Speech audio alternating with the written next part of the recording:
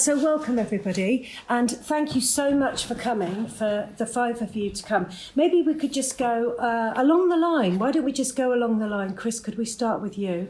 Maybe you could just introduce yourselves, your name, and kind of something about you, something about your connection to Frome. Right, my name is Chris Smaje. Apologies, my wife Cordelia Rowlatt couldn't be here tonight. I've known this motley crew for quite a long time through Sustainable Frome and other things, and I am part of Vallis Veg, which is a small farm market garden on the edge of town. So maybe I'll say more about that later. Is that it? Oh, yeah. Do you want me to, shall I continue? I'll do. Yeah, that's okay to start with. That's lovely. And there'll be more later. Okay, so I'm Annabelle Macfadyen, and I've been here probably the same time, 1987. Peter and I arrived in Frome, and I got involved in the arts scene because I'm a performer and kind of theatre person, and I got involved in the Frome Festival very early on, so early days of that. Also the Ecos Amphitheatre, which you may know about, which is up by the Merlin. I was very much there at the beginning of that and the festivals that opened that up. I was also very involved in the Merlin through running drama clubs for about 15 years. I was part of Sustainable Frome for a long time. I was also part of something called Home in Frome, which is all about celebrating the unique history of Frome and people telling their stories and kind of trying to look at ways of involving people from all walks of life, those that live in Frome now who've come in and those who've always lived here. So that kind of sometimes there's a divide, and we're looking for how do we bridge that divide through creative activities. And I started the Frome Street Band in 2008. And there's other projects. And at the moment it's Frome Neighbourhood Network and the Let's Talk group. There's probably more, but I always forget how many groups I'm involved in. So my name's Sheila Gore. I came to Frome in 1997. I bought Frome Whole Foods. So I moved out of London and came to live in Frome and thought, well, it was mostly because I wanted to leave London and see what it would be like not to be there. And so I was on my own. So I joined up loads of different organisations. I volunteered at the Merlin. I'm quite comfortable with committees and things like that. So I chaired the Merlin for a bit. I chaired Home in Frome for a bit, and various other organisations. And I now volunteer at the museum, and because I used to work in the museum in London. And so my background really is owning a shop in Frome, a whole food shop in Frome for 21 years. That's where I came from, and that's how I mostly got into the sustainable side of things and did lots of work with most of these. I'll have to say before you say, can you hear all right? Yes. Just checking. Yeah, my voice is... say, do swing round if you or stick your hand up, because I know my voice is very quiet, so yeah. Great. Sheila, speak up, please. I will, I'll try. Excellent. Everyone speak up, please. Yes, Katy. I came to Frome in 1989 because I loved the dereliction, which is now all gone. Yeah, it was very run down. I'm an architect, and we bought a derelict school and started to do that up, and I was really fortunate to get a job as a conservation officer working for the district council, doing up the buildings in Frome, or rather giving people advice and giving people grant aid. And that unfortunately was a temporary job, but I got a bit of a whiff of the wonders of Frome and took a job as basically a town centre manager, which was a regeneration officer and had all sorts of different titles. But it meant that I had a very tiny budget to spend on any projects that the community wanted to do every year for about 10 years. And that, of course, put me in touch with lots and lots of people and my favourite ever project, the one that I think was most influential, was building the footpath from Welsh Mill to the Cheese and Grain, because before you used to have to hang on to the trees to get underneath the railway bridge to get through. And so that's opened up this side of the town completely to the town centre. What's your name? Katy Duke, sorry, I forgot that bit. And I'm Peter Macfadyen. I came slightly before Annabelle to Frome and lived in the number 4 Selwood Road for a little while. I came to work with Action on Disability and Development, which is still based here, which is an international development charity that works with the rights of disabled people. And I worked mostly I was away a lot. I was in Africa and India and other places. And then when we started having children who were born in what's now Avanti, or, the school, but that's another story, because it was then a hospital, I came back to work in Britain and got involved. We'll go into more detail of this really, but I was involved in starting Sustainable Frome. Sustainable Frome is effectively the transition town organisation of Frome. We were before the transition town movement though, so we stuck with Sustainable Frome, although it's basically in many ways a similar set of objectives. And then out of that, I got involved in Independence for Frome, the political movement that took over the council in 2011. And that's, like Annabelle, I've been involved in a range of other things, mostly environmental. At the moment, I'm a lot of my time's with Loop Compost, collecting food waste. Just before I finish this little bit, though, this is my let-out clause, which is a very brief anecdote. I did an interview on radio a while ago, and Mel Usher, who was one of the other main people of setting up the politics, saw me in the street and said, "You were really clear, Peter. I really enjoyed that. At least some of it was true." And a lot of this stuff now, I can't remember. It's like, and sometimes I've told these stories in a sense, some of the early, particularly the political ones, I've said it so often that sometimes I think, did that really happen, or is it just a really good story? And in a way, perhaps it doesn't matter. But that's my sort of let-out clause. But, it's like the small print of saying anything that you hear me say may or may not have been true. Okay. That's good. Everything's partial, right? And everybody remembers things in different ways. So we titled this talk, The Recent Independent History of Frome. So that recent, can somebody pick that up? What does that mean? Where does that kind of bubble up? Where does it come from, that idea of this sense of this independent movement happening in Frome? Does somebody want to pick that up? I can start with the devastation that happened in the 90s, because that was the catalyst really for people really getting together and saying, what are we going to do about this? Because in 92, the cattle market, which used to be right in the middle of town, got moved out to Standerwick, and Sainsbury's got planning consent for a big store on the edge of town, and suddenly the town died, especially on a Wednesday. Wednesday has special buses because all the villagers came into town on a Wednesday to come to the market, and they were selling cattle and chickens and eggs and all sorts in the middle of town, and it was just fantastic. So we used to take our little toddlers down there to look at the cattle. Once that had gone, the councils sort of thought, what we're going to do. So we got the county council, the district council and the town council, all these three layers, did actually get their act together and formed a task force and said, right, what we're going to do. And one of the first things they did was spent a lot of money on the car park, which was it was really run down. And so they kind of made the centre of the town a bit more comfortable for people to arrive. So that was the arrival point.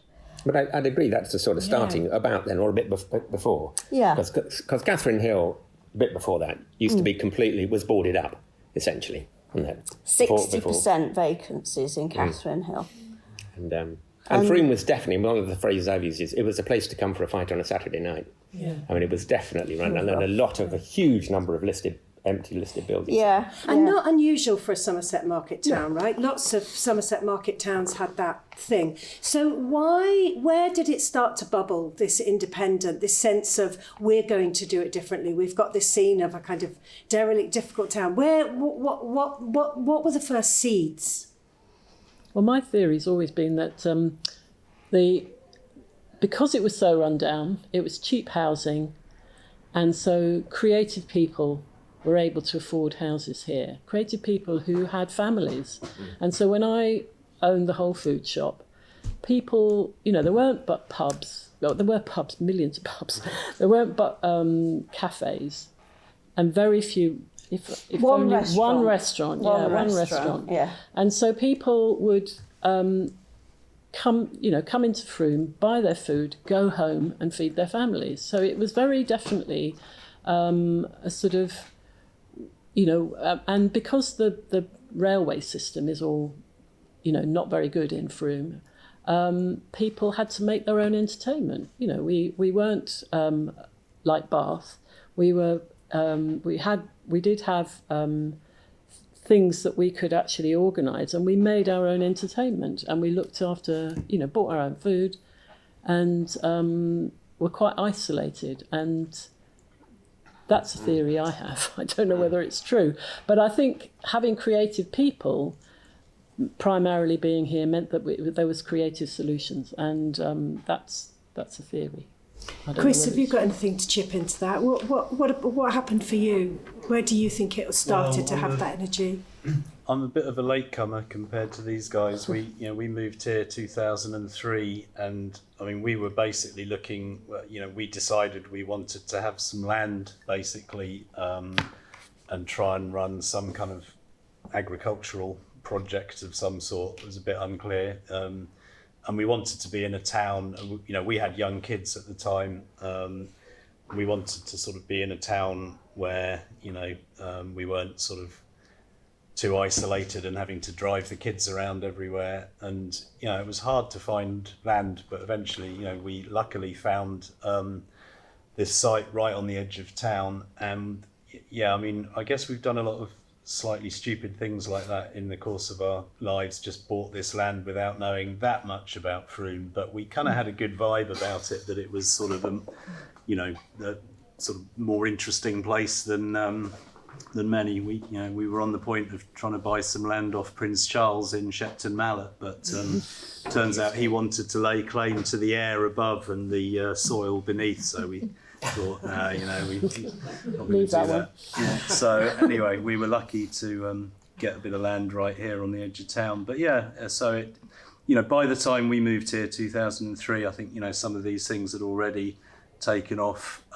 So it had quite a good vibe about it, and we were just lucky to be able to sort of participate in that. It's a good size though, isn't it? It's like, It was 25,000 people at that time. It's grown a bit since, and it felt like it was a big enough town and it had enough interesting stuff going on to really engage you.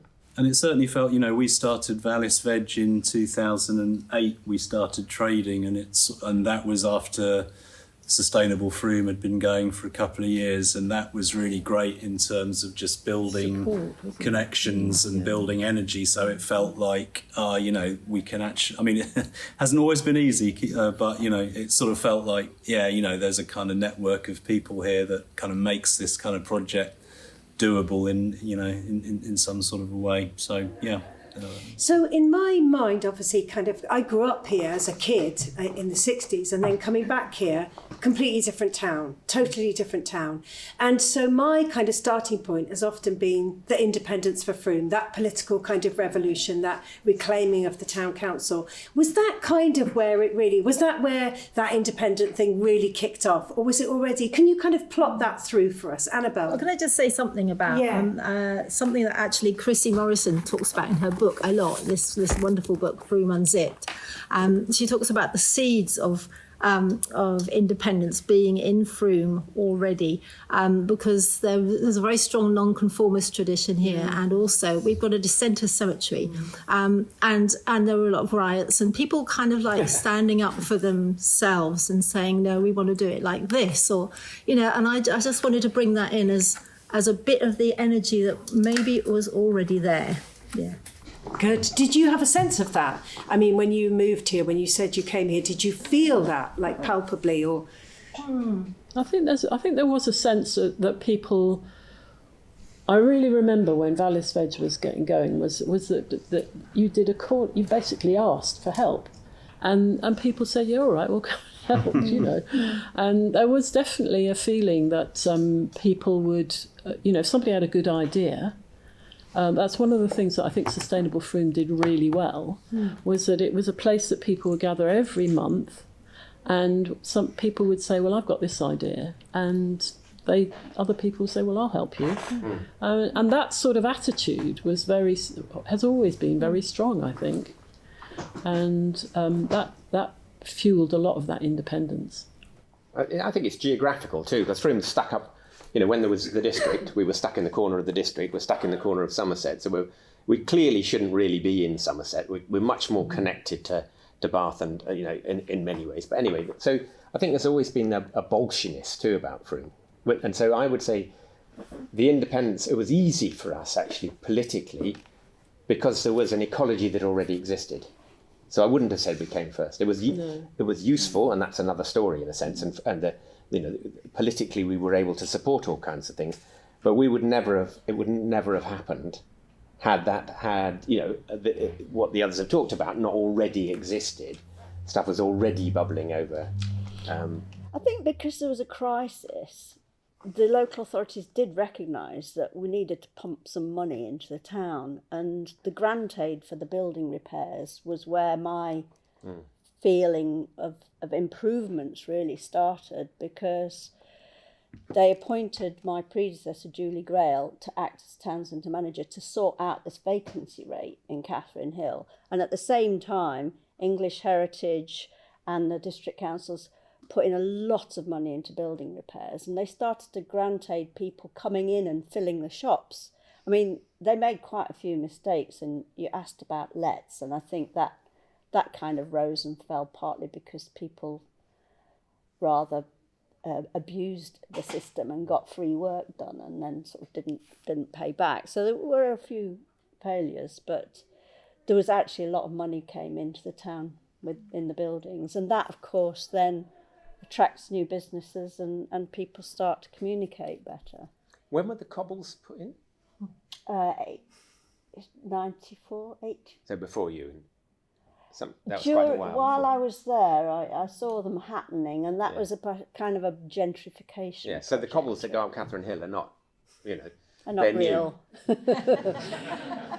They were deemed to be in keeping, but actually it used to be much easier to get up and down with a pram, with a tarmac. They were part of an enhancement scheme. Yeah, they were, yeah. I think the other thing, just coming from somebody who owned a shop, the architecture, the smallness of all those shop outlets meant that people like me could afford to buy a shop, and admittedly, one of the problems is that there is nowhere to expand to, but those little shops mean that we've got a series of independent traders, and they have survived, certainly through lockdown. We were keeping afloat, whereas a big supermarket might not have done. And that, I think that architecture makes a difference. And we had a shopping guide that started many years ago, and that was an annual thing that I tried to keep going. But I remember the very first shopping guide, I think there were 6 shops had websites, and there are about 210 shops. And so now the transformation is, extreme. I'd be saying to shopkeepers, look, you're going to have another string to your bow, because people will not walk up and down this hill on a regular basis and buy stuff. You've got to go and do other stuff, markets or... And gradually, of course, they did all get websites. And so now the trade is not just physical on the ground trade. Except for Frome Whole Foods. What else can we speak about to do with this this sense that Frome is really known as this place where there is this independence, this kind of energy for doing things differently? Where else? Where does it appear for you in the town? What attracts you to it? What have you been part of, even in your own lives, that have kind of really, where that's really been stimulated for you? It's a difficult question. Well, I could say something from the art side of things about the Frome Festival. because I mean, it is a unique festival because it's not just about putting on big acts from outside Frome. It's about showcasing the talents that are in Frome, and I think that's had a big impact on the town and on the creative groups in the town, and the voluntary, the kind of like people who participate in sort of leisure activities that are creative. So we've kind of in a way to show each other what we do through the festival, right, which has been going since 2001. And I could say more about the history of it, but I just saying that I think that sort of spirit of this is all these different things going on in Frome, and the way that that's been nurtured and cultivated through the festival is one example. And again, it's been less vulnerable perhaps because of that, hasn't it? Because it's basically owned by the people and isn't so dependent on big people coming, a big thing and therefore a big risk, that can and has destroyed other festivals, because it's had that, which is, perhaps it's still here for that reason. And its budget is tiny compared to other, similar sized festivals. Yeah. Anyone else want to respond to that question? What does the independence movement mean to you in this town? Well, maybe I should, just to make a shout out for independence for Frome. I mean, I haven't been particularly involved in it, but I just think it's incredibly impressive that these guys stepped up and got elected. Which is the ultimate, the ultimate thing to do is to get people to put their crosses in the ballot box, and have done that over several cycles and sort of regenerated it. And I know, Peter will be able to say more than me, but I know a lot of other places where people really want more local political independence, but it's really hard to kind of make it happen against the inertia of the mainstream parties and all the kind of, the local cynical politicking that goes on. So, I think it's an amazing achievement that Frome has actually done that and made it work over, a period of time. The town council was very tired. It was like, it'd do little things, allotments and stuff, but they weren't thinking ahead. They weren't thinking big at all. So. And what sparked that? So what sparked that, OK, we've had enough? Well, I remember the meeting. Yeah. There was a particular meeting. So I do quite a lot of talking to other towns who might want to have revolutions like we did. And Sheila can tell you about the meeting, which was part of... One of the things that I often say is it is really useful if the existing council does something really wrong. Because nobody really notices that they've got a council anyway. Most people don't even know, and they get their councils all muddled, as to what it is. So if they really cock something up, it's really helpful. So what was that, Sheila? Well, I don't. The bit I remember wasn't so much the cock-up. It was the fact that they had this meeting and we were all there. Must have been because of the mess they were creating. But I remember them standing there telling us off. And I was thinking, hang on a minute. This is not the way you do politics. We've elected you and you're standing here telling us off. This is crazy. And they were very, very cross with the general public and felt that we didn't understand them. And that was all back to front, in my opinion. And I couldn't believe that the council was telling us off. So, that's when, you were having meetings in pubs for ages before. No, but that was a catalyst at the same time of independence for Frome. So a bunch of people getting together, seeing exactly what Katy's saying, a very tired, particularly unambitious council at a point when austerity was about to arise. And Mel, who I mentioned before, had worked as a chief executive in South Somerset. So he knew about councils and knew what councils could and should do, kind of thing, or could do. None of us had been councillors before, but he kind of... So, he was one of the people sort of saying, austerity is about to happen. And we're not going to get money from the county. We're not going to get it from the district. And if we don't do it, no one else will. And this bunch, are busy doing twinning. Yeah. Basically. And yes. And the district council's money had run out by then. We'd spent 3.5 million over a period of from. Well, this is my graph. You can have a look at it later. So from about 92 through till 2008, there was grant aid for buildings, which was 1.7 million. There was Section 106 funding, which came out of planning obligations, which I tried my best to grab hold of and say, right, we want to use that on some of these projects in the annual action plan.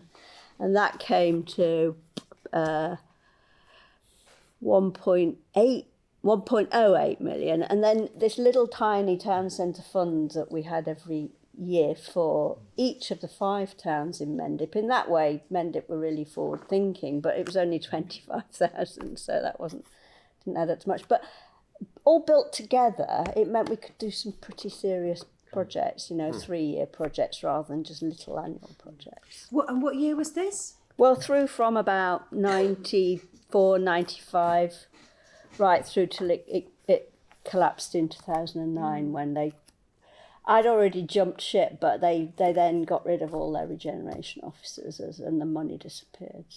So picking up on this moment of this meeting, this kind of energised meeting where you decide to politically kind of take that independence on, can you say, because lots of communities will try to do this stuff and it doesn't gain traction, right? Lots of people are out there going, oh my God, we're trying to change our town.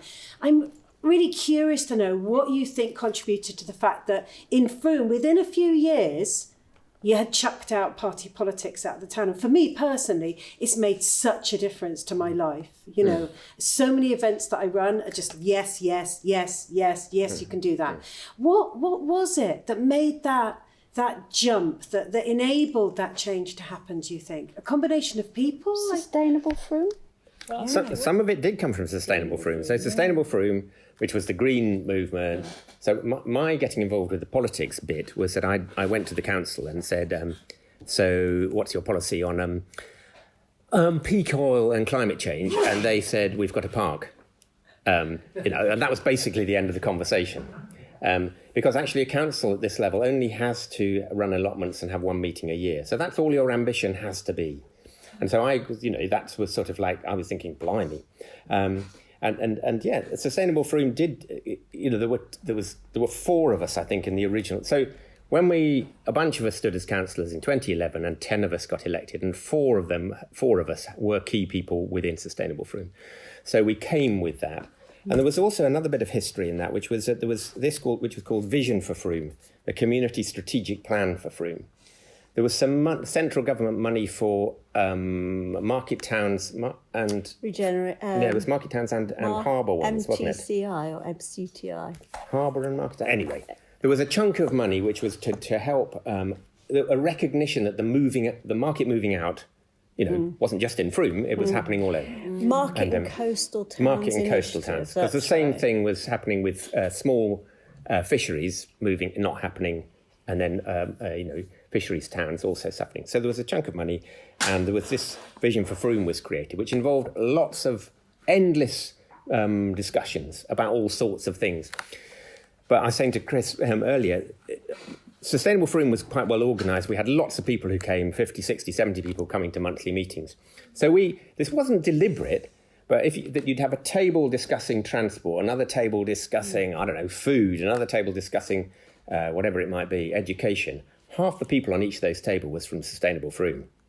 So effectively, we covered the whole lot. We'd practiced, hadn't we? Well, yeah. So it wasn't, as I say, we didn't set out in whatever this was, 2008, it wasn't a strategy to take power.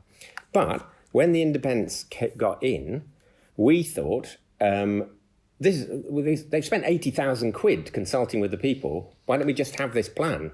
I mean, why reconsult in order to make a strategy? So we had effectively adopted this. So Independence for Frome, i.e. the council, because we were the majority, effectively adopted Sustainable Frome's plan. No, I mean, not quite. But there was way more green stuff in there than there would have been had this been done by, a whole process of taking everybody's views in the town, which never happened. Because the other people didn't turn up. I mean, which is how democracy works. I mean, but it wasn't, as I say, it wasn't deliberately done in that way, but that sort of did come through. You're right. I mean, that's just that influence into the green stuff without it being green party political green. It gave us a structure, though, didn't it, that we could build on. And Annabelle, you talked about the arts in relationship to that. Did the kind of cultural life of Frome grow kind of alongside that political independence? Was there a kind of relationship for you there? Well, I think because the council were a can-do council, you know, they were supporting projects and supporting the Frome Festival, for example, really well, and the Frome Carnival and other kind of projects. And they started having things, what they call panels, which were sort of representatives or people in the town who wanted to talk about particular subjects, and one of those was to do with the arts. So there was a lot of listening going on and a lot of how do we support what's already going on. So, yeah, you know. Yeah. And in terms of land, Chris, was there also for you as a kind of that, you came in, you set up your kind of veg thing, you've also gone on to really talk about the small farm movement. What's it done for you as a kind of land producer, a grower, that kind of being associated with an independent town? Well, it's been really good. You know, as I said earlier, I think launching it as a sort of we came here with a view to doing something, but I guess being part of Sustainable Frome gave us a sense that, let's actually try and make a small business of this, which we did. And, there's been a lot of support from customers and people and a lot of good things going on our site. I mean, we've got Shared Earth Learning. A lot of you probably know Alex Hart and all the, great stuff that she's done with Forest School and sort of educational outreach stuff. But I guess it is hard. I mean, I suppose I have got drawn more into, finding it actually quite hard to run a kind of viable small agricultural business and sort of like, why is this so hard? So I've got drawn into, I was saying to these guys, I should have brought a bit of product placement here. I've written a couple of books, Small Farm Future and Saying No to a Farm Free Future. So I've sort of got drawn into some of the bigger politics around farming and, organisations like the Land Workers Alliance and the Ecological Land Co-op, which are sort of national or even international, the LWA is part of La Via Campesina, which is a global peasant movement. And so there are issues about farming and land use that I think are really kind of sticky. And, there's there is still a farming community around here, which I don't know, any farmers in the room? It is kind of a bit divided and tends to be, big scale modern industrial farming, and that I think is a real challenge. What I would like to see is small towns. The original idea of Greenbelt, for example, was that you would ensure there was farmland around a town so that there would be small farms and market gardens producing food for the town. And I mean, we went through this whole thing of getting planning permission to live on the site. The way that the idea of development limits or green belt has gone is, you mustn't have people living in the countryside and, having small farms and so on. So I think, there's a real big issue, coming forward as we head into sort of climate and energy and political issues that we just haven't really got land use and farm structures and local food provision.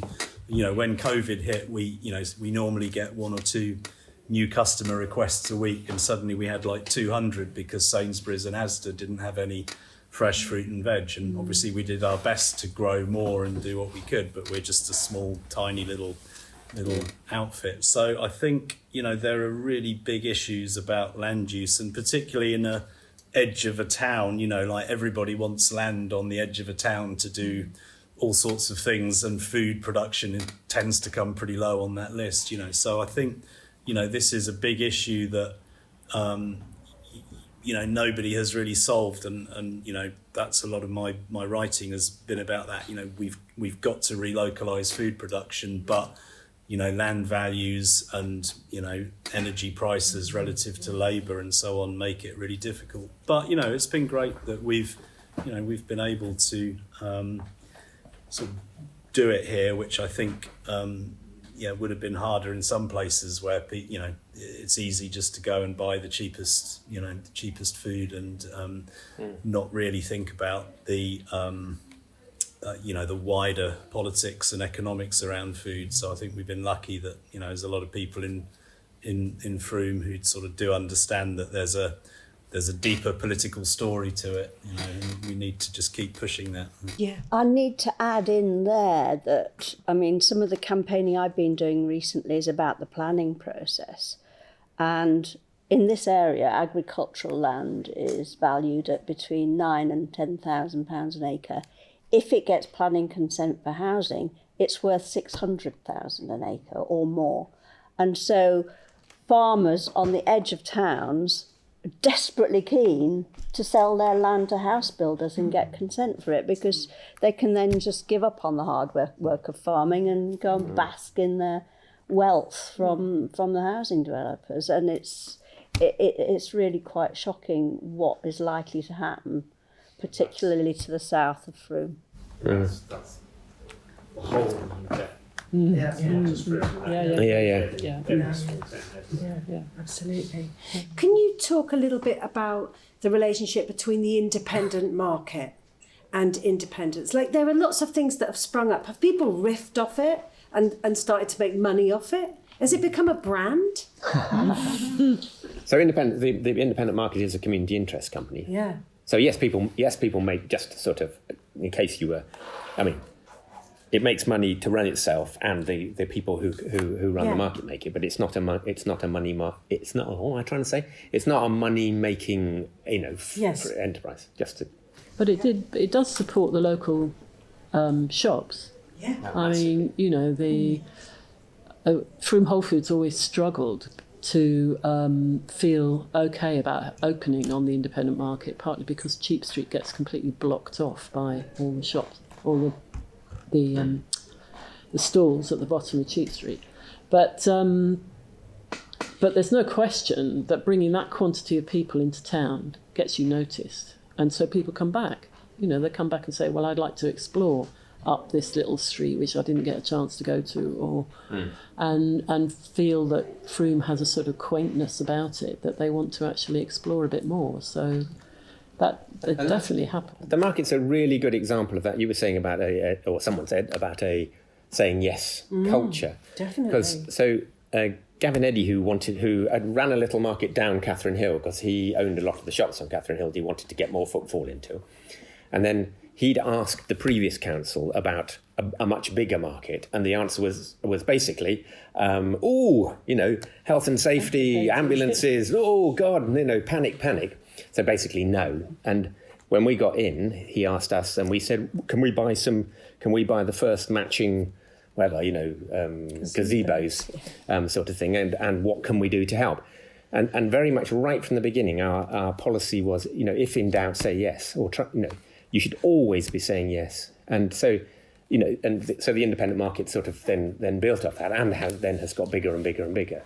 But it's a really good example of the way that the new council behaved differently in that kind of way. Yes. More about independence for Frome. I don't quite understand the relationship between sustainable Frome and because I know you've said we a few times. Sorry. No. Who is it, and who was it, and who is it now? Because it feels like a really positive force. There's a newcomer, but it's just a bit faceless and just can't quite put those pieces together. The council? Yes, the council. Yeah. So Sheila and I were both councillors and both mayors, actually. So Sheila, you can say what you can do that bit if you want. Well, there's when Peter first, I didn't stand at the first election, and it was 2011, and the council had been made up of most basically for a long time Lib Dems and Tory councillors.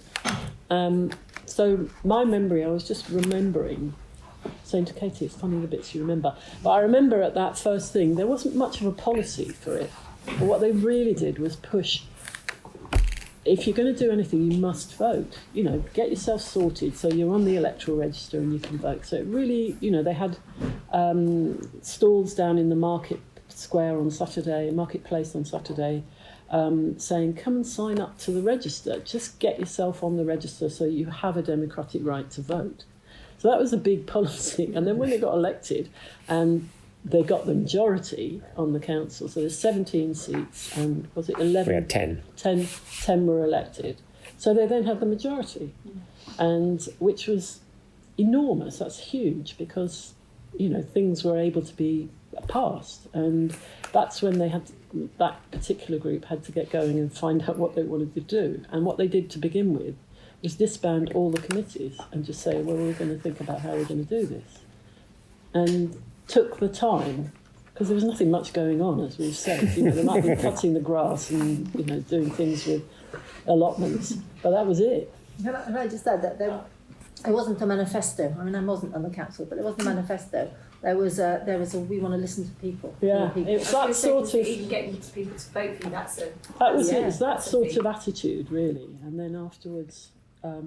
Well, you can do the rest of it. Well, you kind of can't have a manifesto if what you're saying is we're a group of independents, because we don't know what we think, we as a group, and neither do we know what you, the people, think.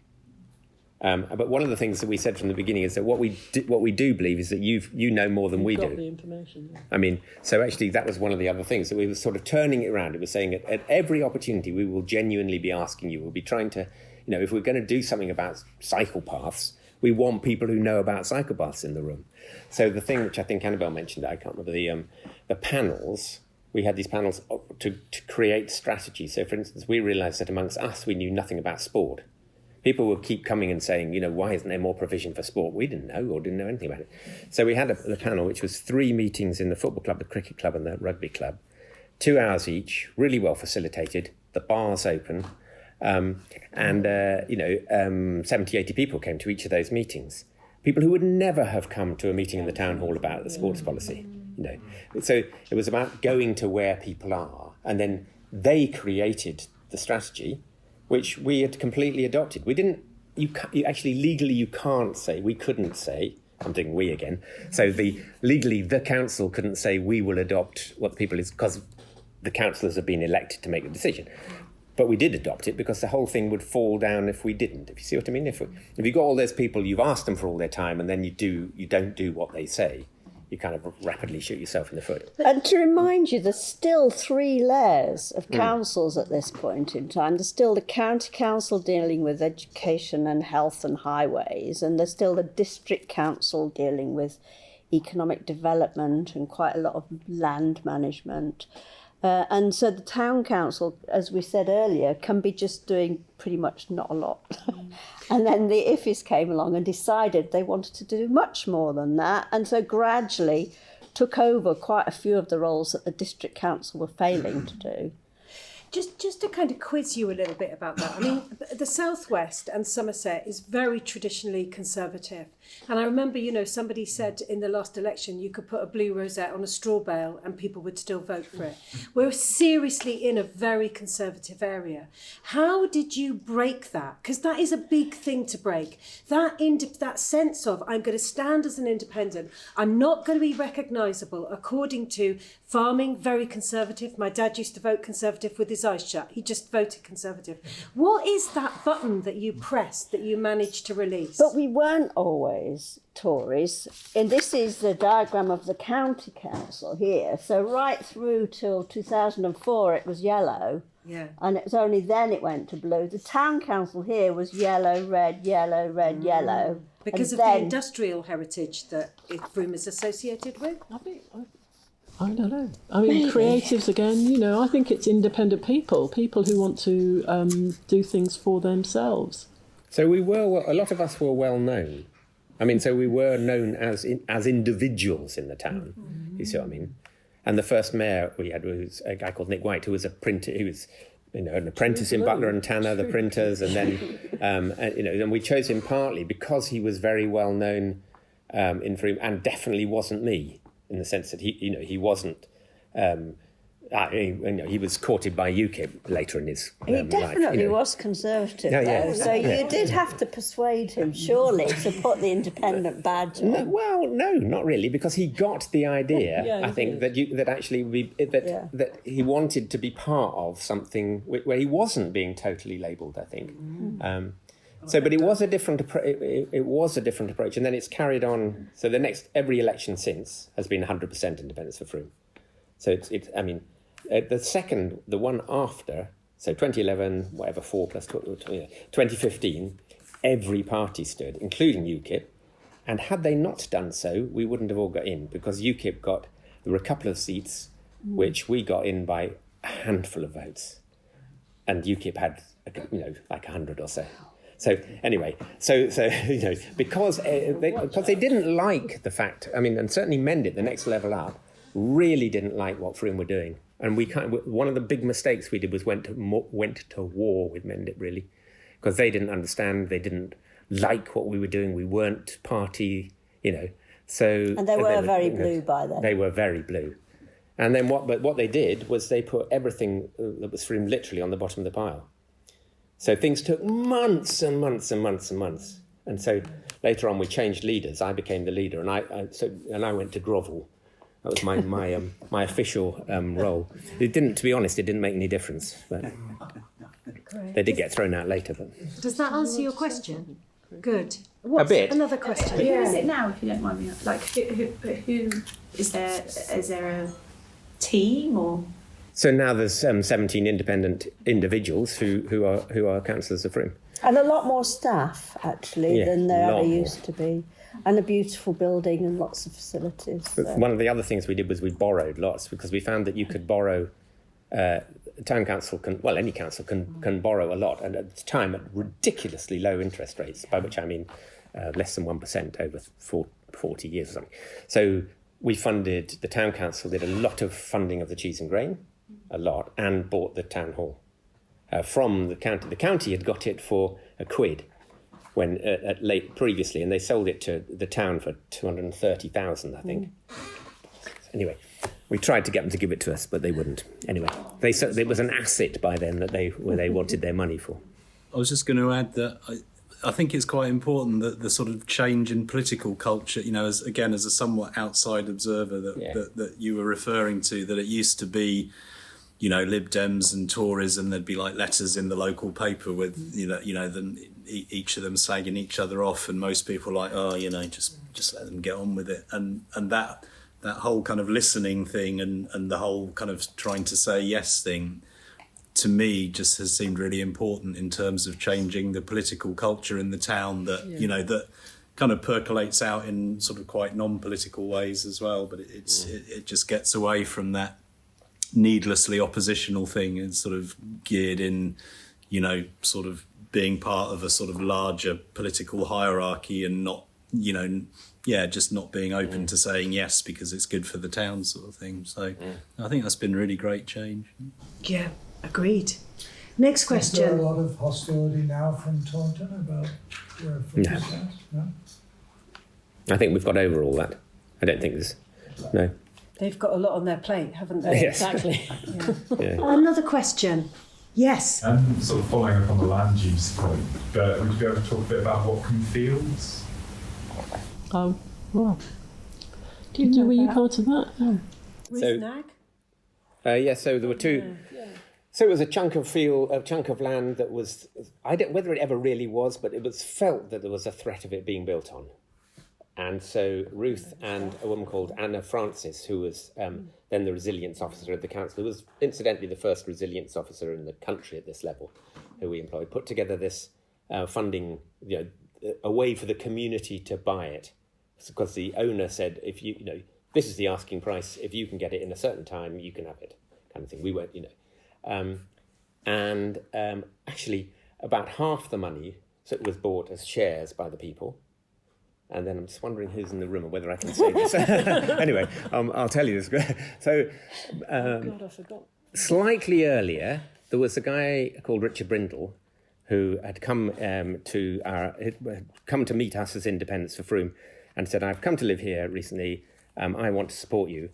financially, because I think you'll need a bit of help. And we said, like, with what you're talking about, he said, I don't know, 50 grand a year for 5 years, something like that. But actually, you don't want to support the council. We'll set up something separate, because we were thinking it would be much better to have a sort of independent slush fund. So I'm paraphrasing here, and of course I realise this is being recorded. But essentially, he became quite important, and that money has helped to buy a number of things, including notably the allotments, the big allotment site. Muriel. Thank you very much. Muriel Jones. Muriel Jones is actually his mother's name, so it was named after his mum. Quite slightly perversely, he didn't want any publicity, but he also wanted to be thanked. Difficult to manage.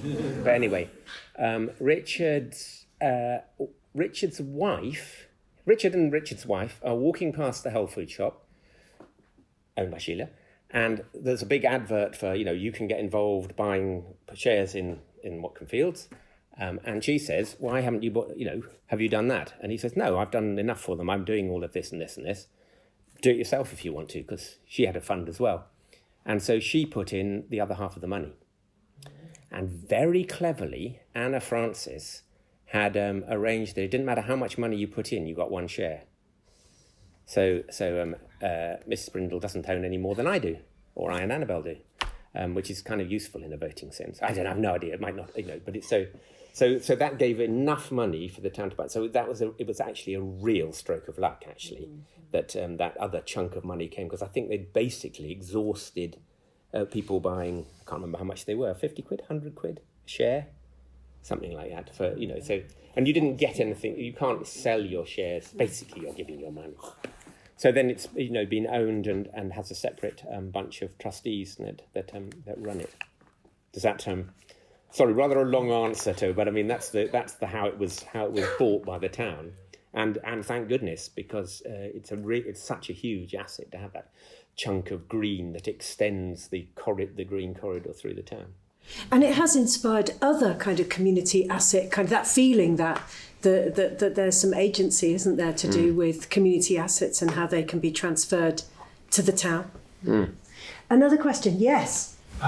So some good news for May Day, Saxonvale last week. And I was just wondering how, I know it's more than one of you, I'm sure, have been quite involved with this for quite a long time, but I was wondering how, reflective you think that success is of this recent history of everything that's been happening, and whether we have a kind of unique ability in this town maybe to fight a corporate force that other towns don't have. I've talked too much.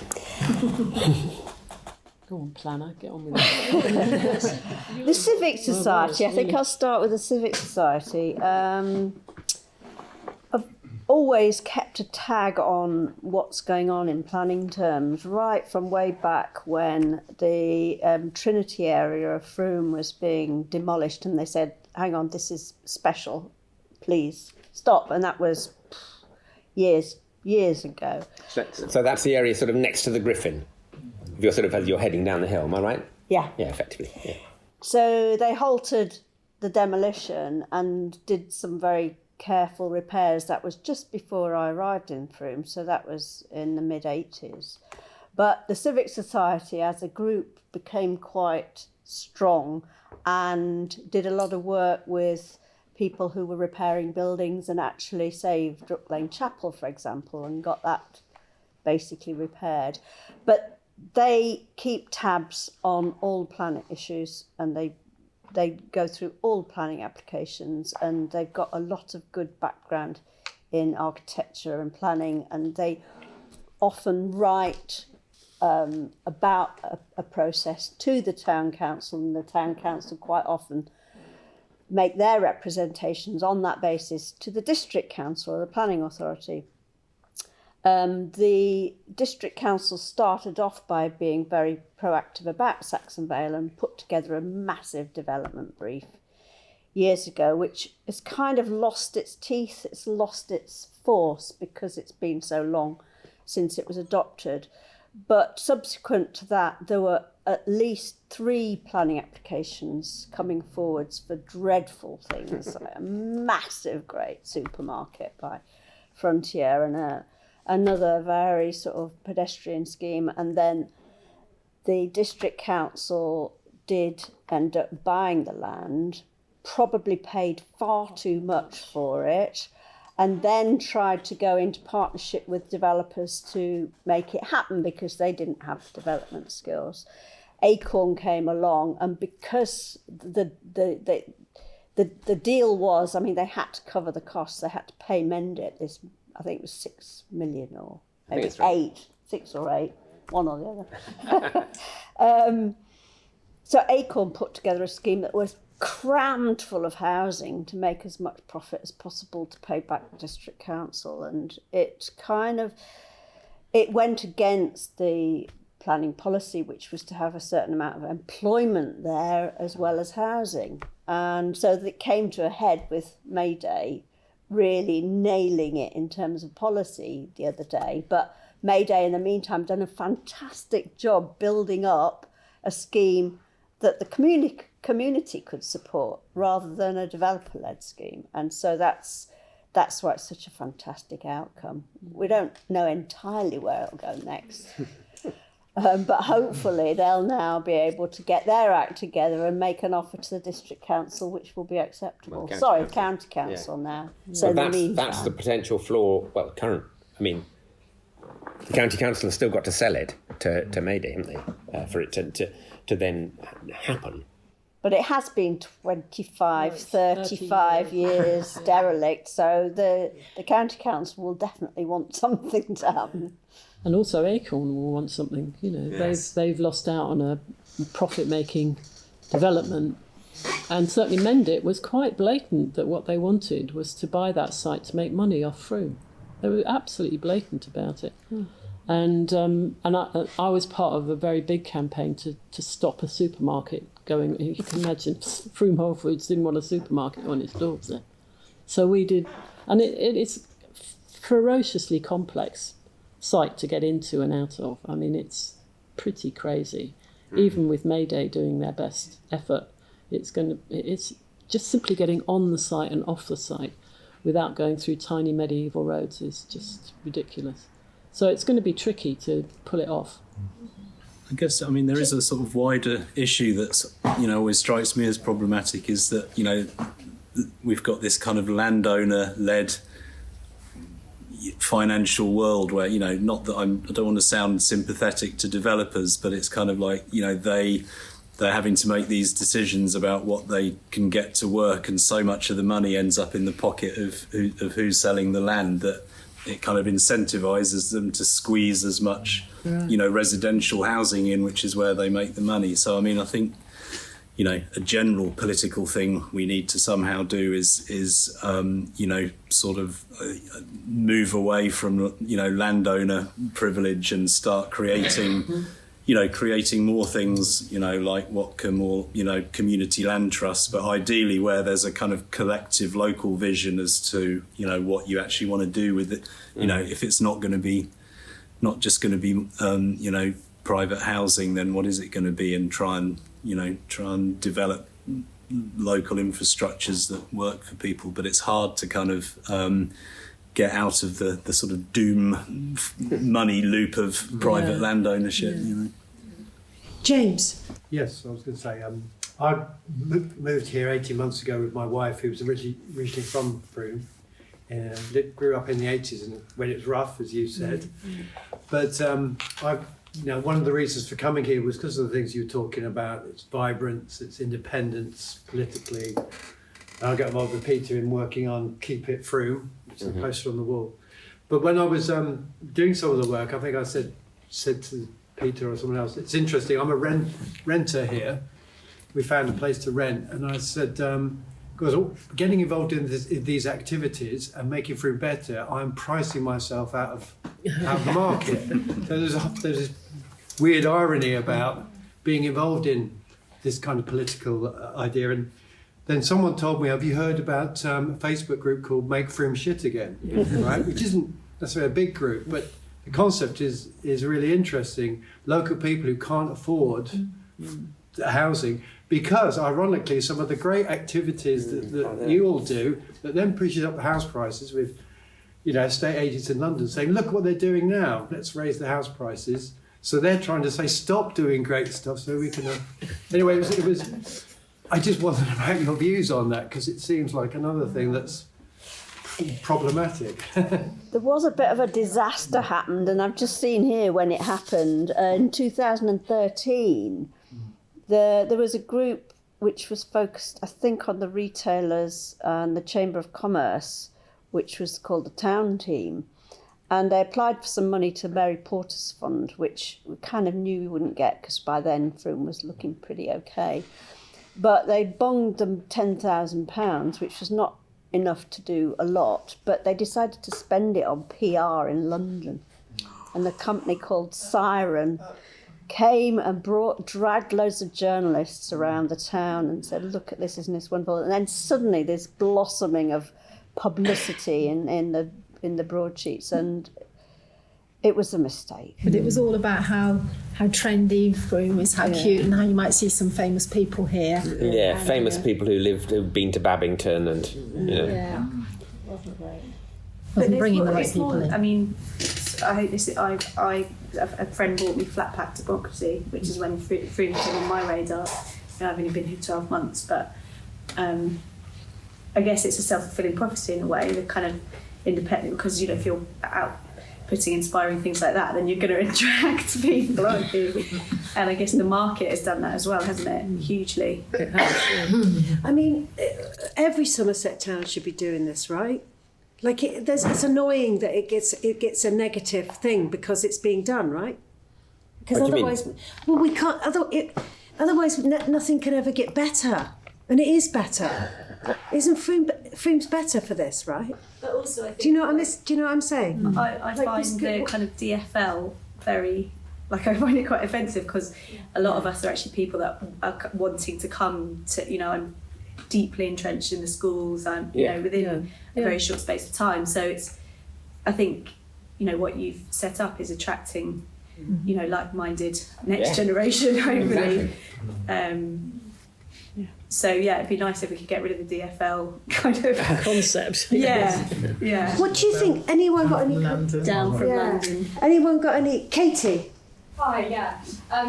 Just a big thank you for this, and I feel like doing a couple more, we could dig into each of these areas in a lot of depth, and I hope we can. So thank you for your generosity and for spending the time doing this tonight. And yeah, as someone who's been here for just over a year, and again was kind of attracted to the town because of it's I think the heart, you know, it's creativity. It's kind of like there's a lovely word you used, bolshiness. I think Peter was maybe the word, and you know, but the innovation that can come from that. That's a big reason why I'm here. And I think what I'm really interested in is just, with the benefit of your experience and the successes and the failures that you would have seen over the last few years, I feel like there's so much ground level energy for doing things, but quite often that feels quite isolated. I feel quite isolated personally coming in thinking, I want to do all this stuff, but all this energy, where can I put it? And I think that's probably a reflection of society in terms of how, you know, people are kind of often doing things in their isolated pockets. So I'm kind of just hearing reflections on where you guys think there are maybe some like little nodes of the system that we could try and come, and the low-hanging fruit perhaps, in terms of where you feel like there'd be some benefit, the things that we could put our energy into, or things that you'd like to see happen, or kind of visions in the short term that we could try and help bring to life, or some energy behind that. Good question. Well, I mean, my sense is that there are a lot of community groups, organised groups in Frome, covering such a range of different kind of interests, and also kind of campaign groups and groups that are trying to, like, well, for example, Fair Housing for Frome was born because a few people said, look, it's just terrible that there isn't housing for people, the rents are high, and look, you know, let's look into this and see what we can do.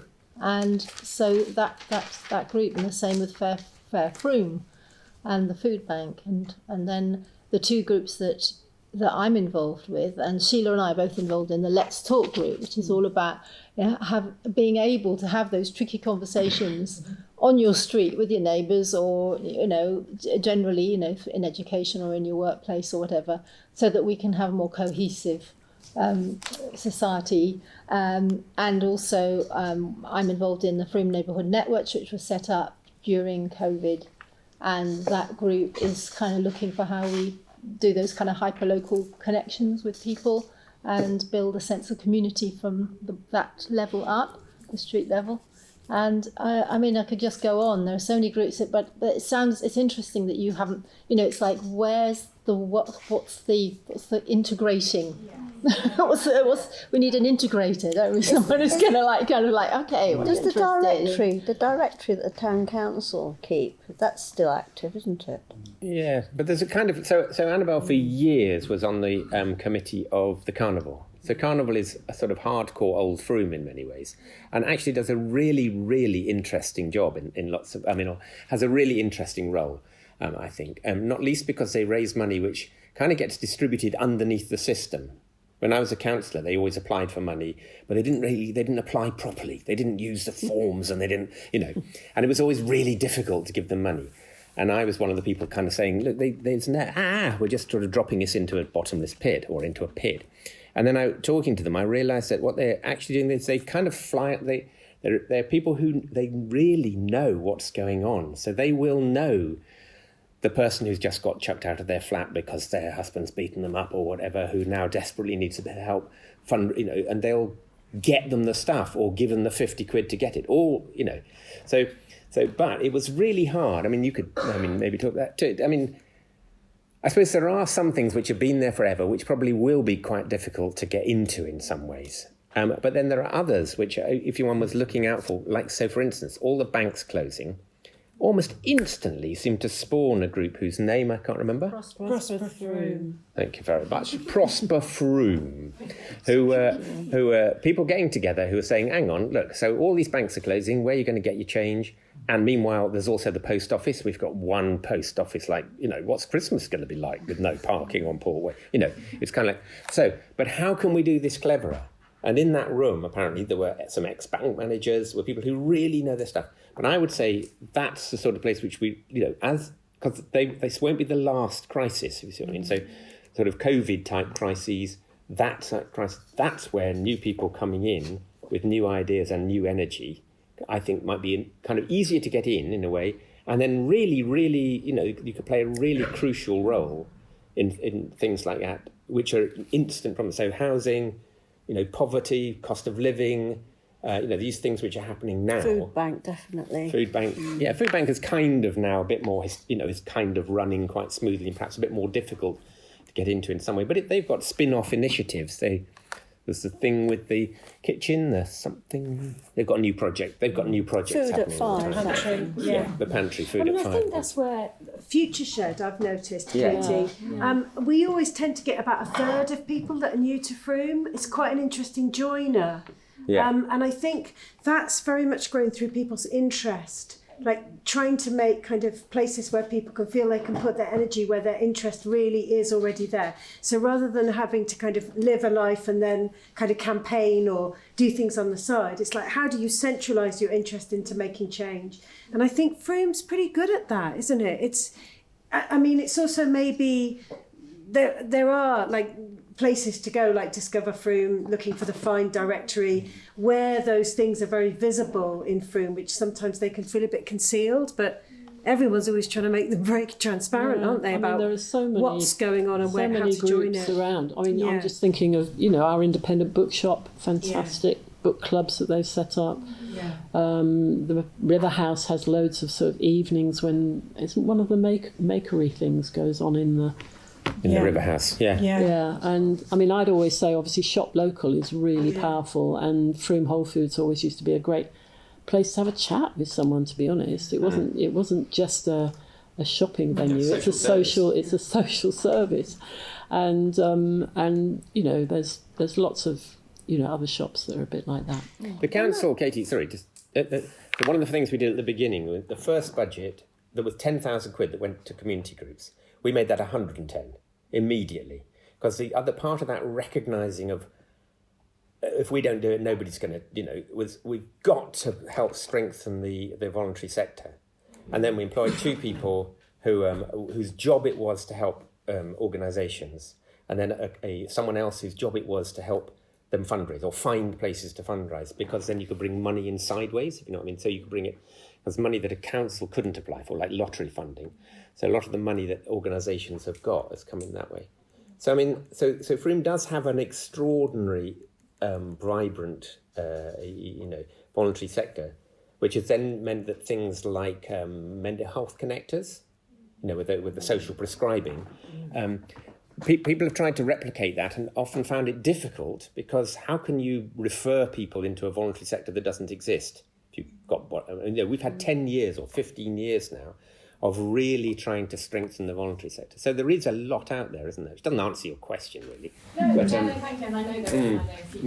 Yeah. We're starting to get involved and to meet you all. I think obviously there's a ton going on. I think to Annabelle's point, it's the kind of integration of it, and also it's just hearing from you all personally. I think is just so invaluable to hear how it all connected and how things kind of started. So because it's just keeping having these conversations.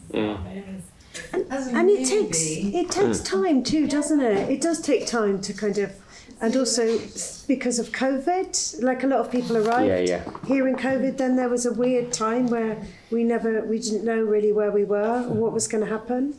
So it feels like we're just fun. As a newbie, I was trying to work out one day what helped everything feel quite cohesive here. And I decided that the fact that the Frome Times arrives through everybody's door for free, and it's been going for ages, and it's got everything in it, and it's all positive stuff. And if you don't want to read it, light the fire with it or whatever, but it's there, and everybody's got the same opportunity. Totally. Good. Any other questions?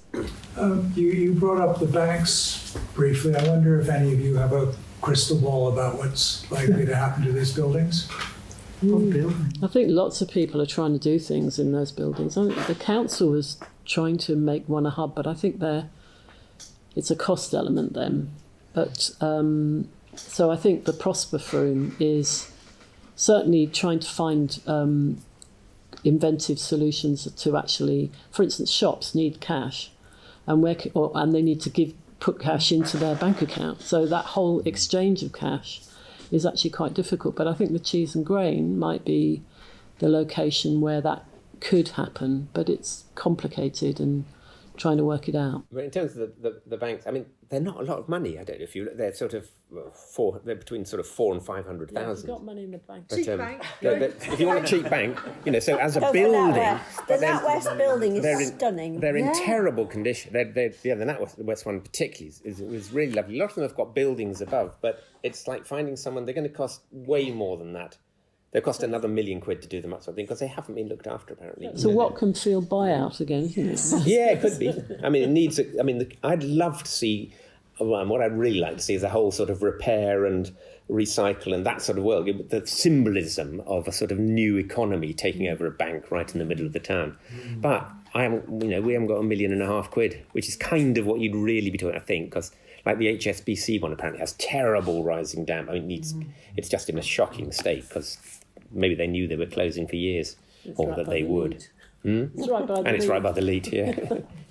So kind of sparking off this kind of thing about the fact that we've talked about the recent independent history. So what have we talked about? 30 years? 30 years.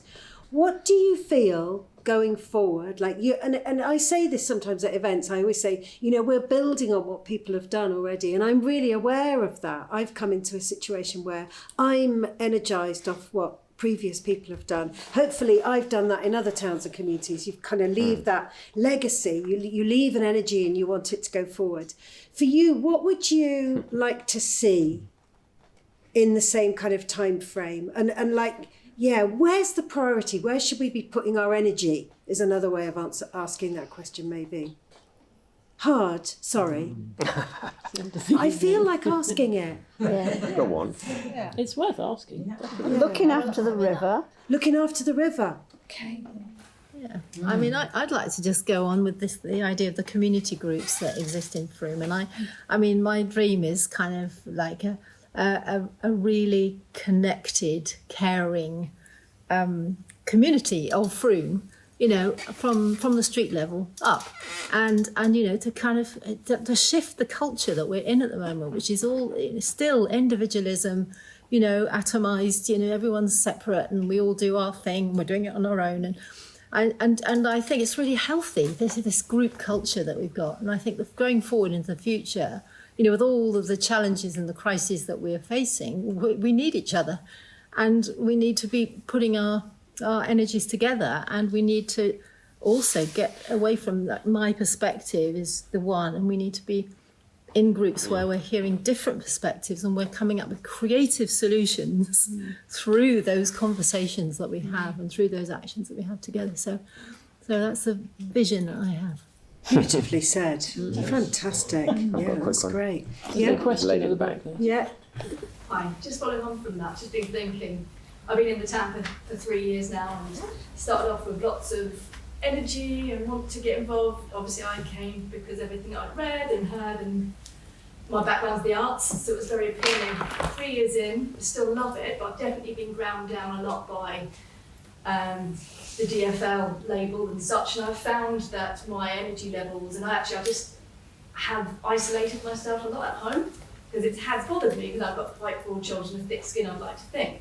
But listening to you speak, and all of your knowledge and wisdom, I wonder if there is, obviously this talk is one way of imparting that knowledge, but perhaps there is something here that we could look at how, whether it's mentorship or something, an idea that just listening to you and what you have done and achieved has made me think it's doable, it's more than doable, people are doing it and I want to do it, but I just need that bit of... It's so interesting, actually. It reminds me of starting up, It reminds me of starting up Sustainable Frome. We just wanted to have people, at the time, it was just people with similar ideas, just wanting to meet regularly. We met once a month, and just, you know, there wasn't necessarily any campaigning particularly, but we just wanted like-minded people to talk to just say, you know, what do you think of this? It did feel like a family. It was great. Yeah, it was, and there shared food and it was big groups. It was big groups of people as well. You know, and like Peter said, there was 50 to 100 people meeting in a room, just having a chat with a focus. Yeah. We'd always have something to. But I think what you said is really interesting. Is that how to bring because what we're saying is that energy, the energy which you're now bringing. You know, what I'd want to see in answer to Sue's question is I'd like to see, you and Ju and Katie sat here in 30 years' time, kind of going, right, well, we went to that meeting, it was so inspiring, I got involved and, they all died and, we've carried on and,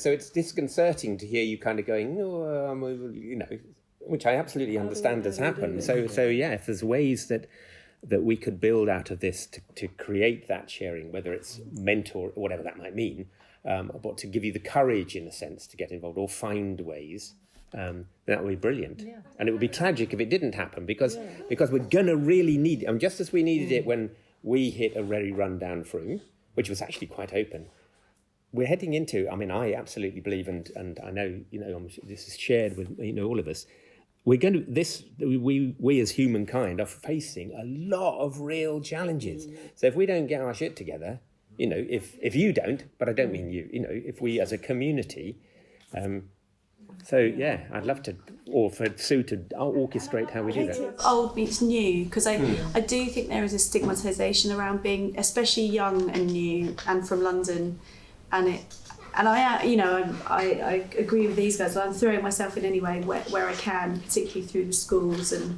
because my kids are there. But sometimes it's Yeah. It's quite hard. So But we all came here too. I know, yeah. So you were the original DFLs. Yeah, we were. But just to kind of pick up on that, there is a kind of entrenched thing in any kind of rural community, I think, where, I remember when I was growing up, you had to have been an 8th generation, right, before you were called local. Yeah. And that is a kind of story that is told over and over again. And somehow we all need to break that story. We're all part of breaking that story.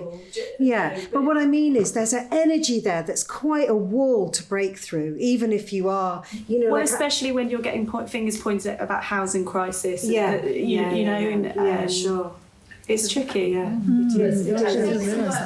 sounds like you've done this in the past, and it's something I'm very interested in bridging the gap, if there is a word bridging the gap, or maybe not bridging the gap, but bringing people together more. Is that, I know it sounds like you've certainly had a good crack of it and there's things to be learned, and how could we come at that again? I think this is a good moment to plug Future Shed a bit more, isn't it? Because that's kind of your... Yeah, I'll do that at the end, definitely. I'll do that. I'll do some plugging at the end. That is one of your purposes, isn't it? Is to sort of stimulate... Is to be a place where you can... It's weird, I've been here 3 years, I want to know Future Shed, I've always really loved the look of it. So what on earth has stopped me? And that's what I need to dig down and answer myself. Yeah. Because that might be, and it's definitely not you, because you're lovely people. Sure. But I do think it's where, in my mind, I'm involved in a few different things, Cheating Grain being one of them, and the whole DFL, you're not from around these parts, and I've been very careful not to go in, and I've been listening, and that it just, and you would have had this as well, I know, but I need to be around other people that are having it, so that I've got this, a community to be able to feel like I belong as well, to be able to even enter into a Future Shed. It sounds silly, but for me it sounds like, now I've heard Caro speak as well, it's not just me, that is obviously an issue. Well, you could fib, just say you're from here. Well, I always say, because I think I'm a little sneak back in my hometown, so I say Portsmouth, but it's, anyway, it's just working out what these little barriers of entry might be. But that's why we started Sustainable Frome, really, because, I mean, one of the first people who I knew when we started it was a woman called Eva, who still lives in Frome, who used to travel around, went around picking up aluminium tins and collecting them to recycle them. And when it started, she was absolutely so relieved. It's like, I thought I was the only one. I didn't, and there's 30 years ago, people, recycling was new and all that kind of thing. But what you're talking about is the same, what you just said, I thought was effectively, there's lots of other people. And also, I think I'm about to drop off the end too as a pensioner. So at the other end of the scale, age does that, So we're about to all become irrelevant. So there's a connection in here somewhere that's potentially there to stop our irrelevance. Maybe we should do. We're going to be archived, aren't we? Yeah, we're going to be archived. Yeah, that's what you wanted to do to us. Christ. Yeah, you're going to go to the Somerset Archives. Maybe we should start a Future Shed called DFL. Yeah, good idea. I just wanted to build a point on that. I mean, it's really interesting because I agree, with you get the sort of DFL thing, which is probably worse now than it was. But I also see the other side of it. I mean, my kids went to school here at a time when it was, less, house prices were less, there were more of the sort of old Frome kids. And I know that, a lot of the kids that my kids went to school with now can't live in Frome, they're living in Westbury or wherever. And so I can see their perception that, there's been all this great stuff has happened in Frome, but not for us, And I think it's really, in terms of the sort of 30-year forward thing, or the idea about taking on the banks, I mean, and the idea that Peter raised that I've also done quite a lot of work on is that, there's all this kind of global capital flowing around that just kind of flies in wherever it can find and sort of inflates stuff. But a lot of that is going to go, we can't rely on that long term going forwards. What we can rely on is kind of ourselves and our own ability to make connections locally. So, in terms of going forwards, it's hard to kind of create fair housing just by ourselves in one town, because that's not how money works. It's not how capital works. But I think we do need to try. We need to. Obviously, my interest is land and farming, and we need to do the same thing. We need to make farming, produce food for ourselves locally. But likewise with housing, we need to have more mixed housing, more affordable housing, and if we can sort of I'm sure there's a lot of people in Frome who have got some money who would be willing to contribute it to sort of for the general betterment of the buildings and housing in Frome, if that could be shaped. So I'd love to see that kind of thing developing, where look, we can't really rely on the wider world to do this stuff for us as various things hit the fan. It would be great if we could sort of pool and mobilize partly our financial resources, but also our kind of caring and connections with each other, to make it work, for everybody, including, the sort of old Froomies who do feel, understandably a little bit frozen out. And it's nobody's fault, it's not the fault of anyone who's moved here. And we need to get beyond that kind of, bloody incomers, it's a more structural thing that I think we need to address. So. Owen, you wanted to say something, did you? I was going to say something, yeah. What was it? I think there's a lot of social media noise about the DFL thing that's probably best ignored. That's what I was just thinking. But also, I was thinking about FutureShed. I think Sue's perhaps kind of reluctant to big it up as a kind of PR piece, but I think FutureShed does, to a certain extent, occupy some of that space that was previously occupied by Sustainable Frome back in the day, when you had lots of people going along. And FutureShed supports some really, well-attended community groups that are doing lots of really great stuff around the town. And perhaps it's worth thinking a bit about what FutureShed might become after the lottery funding runs out, after Green and Healthy Futures, and whether some of this energy of people feeling a bit kind of disconnected or not sure what their place is, maybe that could feed into that. Because as Peter said, there's a lot of stuff. There's a lot of challenges coming, and I've been thinking a lot about the kind of yes culture that kind of has evolved in Frome, and how that's enabled us to do some really amazing things, like safer school streets for Frome, like really complex things that really kind of can be really raise a lot of tension. It's really, we're at a point where we need to think about what we're doing next. And the council is starting to re-strategize and think about that a bit more now as well. So it feels like we're at a bit of a point. And I think it'd be important for people in this room and other rooms to get into that. Yeah.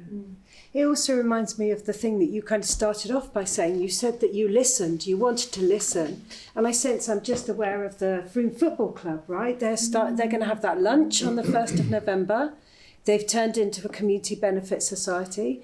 Maybe if I was part of the football club, I might be thinking, oh my God, look out, loads of people are going to want something that's not to do with football. So maybe it is about us all listening to each other, like really carefully at the moment, and seeing how we can work together more and hear our neighbours. And I think the Transition Streets project, right, that is all about meeting your neighbours and trying to develop that change together. I think any of those things really help us make that cohesion, right? And I think that's kind of what I said about, why aren't more towns thriving in a way? It's so frustrating, isn't it, that so many things are held back, that so many resources are blocked, and that it's so hard to make change. Katy, did you want to say anything else there? You had your hand up a little bit. Just building what everyone's saying, I think one thing I'd love to see, or who's probably around already, but it's just learning intergenerationally. That's one thing that I've really appreciated from coming from London, where I probably live in quite a self-selected group of people, and now talking to people from all over the place, different ages, backgrounds, and that richness, I think, is something that is so unique, and so I'm sure FutureShed are doing it already, and I'd just love to be more involved in that, but sort of hearing from you guys and you giving up your time to come here and do this tonight is so appreciated. And I think that's something society we've lost as well, the sort of appreciation for all those kind of mental figures that you're mentioning, those people who have been there and done it, and that sort of yeah, just the wisdom that can be passed down and how necessary that is. I mean, there's definitely a sense of starting things here. Like I've noticed that coming out, when I was here in COVID, I didn't hardly meet anybody. I had about 2 friends. And then I started Future Shed, and then suddenly I met about 200 people. But, you know, there is something about starting things or joining things where you suddenly do meet a lot of people, and then you start passing them in the street. And then, like you said about the school thing, you start to have all those webs, and they just start to grow. And then 5 years later, you're like, okay. But that's why what Katie said, I think the size of Frome is really useful, because you can basically walk across from one side to the other in half an hour or something. So it's not, but we have 2 theatres and we have this and we have, you know, so it's big enough to have not everything, obviously, but a decent whack of stuff. But it's small enough to know everybody. I'm exaggerating, as usual. But I mean, you have a sort of sense of it of there being a community of some kind, which you really get on things like the Lantern Parade, the Christmas lantern and things like that, and the carnival and so on. I think you can get a real sense of community still. Yeah. So, moving into the last few minutes, and then I'm going to wrap up with some kind of opportunities for announcements and things coming up. Are there any other questions?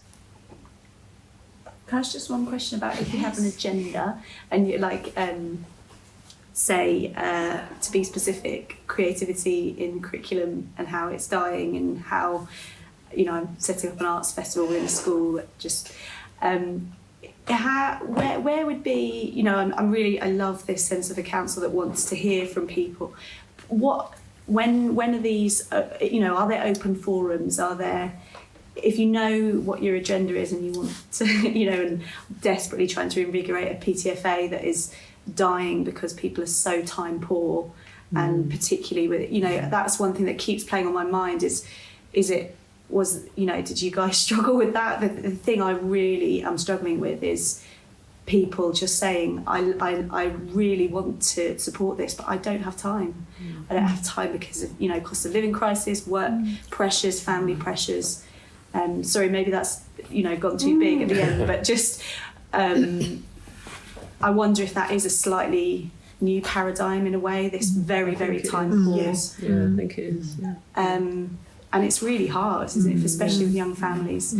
But yeah, if you have an agenda and you're, you know, looking, when does the council?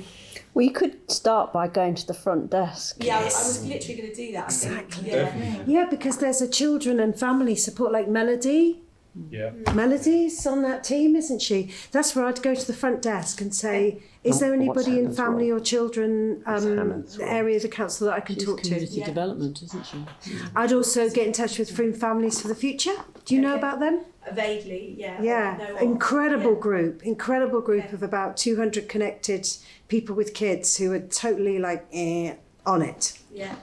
And they might be where the energy, where the PFA energy's going. Yeah. I hate to say that, because it's sort of old and stuck and it's raising money for the school. They're doing wacky, exciting things. Possibly. They are super time poor, but they, stuff, people are It's definitely to I would say that's to validate your view. A lot of time poverty is an issue, I think. Yeah. And I think, it's interesting what you were suggesting is that there's another group that's doing stuff and you just haven't got connected to them. I think, you know, Frome is so riddled with so many groups doing so many things that sometimes it does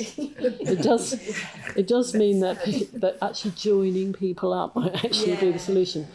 And it can be tricky to do that, but it's worth a try because definitely find out if somebody's done it before or tried to do it before you start something new. I think that's a bit of my mantra in Frome. Unfortunately, I did it last year. That's okay. That's cool. That's cool. But just really try and join up and find out, because inevitably somebody probably has already tried to do something similar. Yeah. If you come into the town hall, actually Rose, who is on the front desk on Mondays and Tuesdays, she's also involved in community art projects. Brilliant, thank you. Rose, Mondays, Tuesdays. Yeah, great. I mean, that is, I have to say, the result of an independent council is so great to communicate with, right? Mm-hmm. Yeah, I mean, the council offices are really worth going in and I will. chatting them up. Yeah. I mean, it's just at the bottom of the school, so Yeah. Have we got any other questions? Yes. I should just like to say that I have found Frome extremely friendly. I moved here when I was 81, and I thought, am I doing the right thing? I know more people in this town than I've ever known wherever I've lived. That's so good to hear. Yeah. That's impressive. Good place. Thank you. Gosh, that seems like a nice note to end on. Very nice. You should know. That's topping out. That's fantastic. I'm just going to make a couple of, I'll just invite anybody who's got anything on and a couple of announcements. So basically some kind of things that are coming up. So yeah, as I said, I lead Future Shed, which is meets most Fridays around something, whether it's textiles or food or well-being, or we've started a new thing about repair recently, trying to get that re-energised. We're hosting a new Future Shed all about retrofitting. That's Sally. So do plug into Future Shed. If you look up Green and Healthy Frome. So we're part of a climate action funded 3-year project. We're 6 months in, and we work as a partnership, which is pretty special, between the medical practice, the town council, and Edventure. So you're in Edventure, which is a social enterprise, which kind of uses particularly 19 to 35-year-old kind of energy to start things up. And we are a partnership funded by the Lotteries Climate Action Fund, taking action on climate and health, saying the health of our bodies is the same as the health of our planet, and we have to join those things up, and by improving one, we will have an impact on the other. So that's our kind of focus. You can find us online. Think about how you want to get involved. You can get help with your house to make it more insulated. You can borrow an electric e-bike for free for a month to try it out in the hills of Frome. You can train to be a green community connector, which enables that kind of conversation and that connectivity, especially around the phenomenal work that our medical practice does. I mean, we haven't really talked about that, have we? We haven't really covered that area, but you know, the work through medical practice has been written about in the New York Times because it's so innovative and it is influential in the same way that it is. And I think there's this kind of idea that really energized things make more energized, better things, don't they? Like it all starts to take off. So yeah, connect with the town council, find out what's going on. Has anybody got any events or things that they've got coming up? Katie, you've got a climate cafe that you're running. Would you like to just point that out to people? Yes, I do. Restarting it. Picking it up from Annabelle a while ago. A monthly conversation. It's the last Tuesday of every month at the Good Heart Cafe. It's an hour and a half for anyone who's interested to come along and really talk about more of maybe the emotional side of climate change. So less about the action and the activism of doing things, and just more about very open and I hope supportive space to come along and talk about whatever stage you're at in understanding what climate means to you in your life, to come and connect with others who are thinking about that too, and hopefully build some relationships that can help us navigate these mysterious times we live in. So yeah, last Tuesday of every month, starting next Tuesday, so looking at our 7:30. Great. And Sustainable Frome meets on the first Thursday of the month in the Good Heart. That's a really, really good meeting to go to just connect and keep connected, because it's those grassroots organisations that really have enabled so much of this stuff to happen, yeah? If you signed up through Eventbrite, we will keep in touch with you about what progresses here. Anything else to say?